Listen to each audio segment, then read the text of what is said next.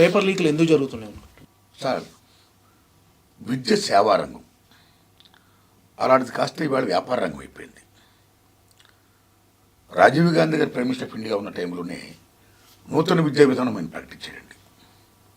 అంటే ముఖ్యంగా private sector, corporate sector బాగా ఎంటర్ అయిపోయింది. ప్రైవేట్ కంటే దశ బాగా పెరిగిపోయింది ఈ సరళీకరణ ఈ దశలతో పాటు. గవర్నమెంట్ సెక్టారు విద్యారంగం బాగా తగ్గుతుంది, ఇది బాగా పెరిగిపోతుందండి. ఈ పెరిగిపోతున్న దశలో పూర్తిత్వం బాగా పెరిగిపోయింది. కొద్దిమంది ప్రైవేట్ కళాశాల నడిపేవాళ్ళు with their passion, their dedication, intention, their motto వాళ్ళు మంచి చేస్తున్నారు, కాదంటదండి.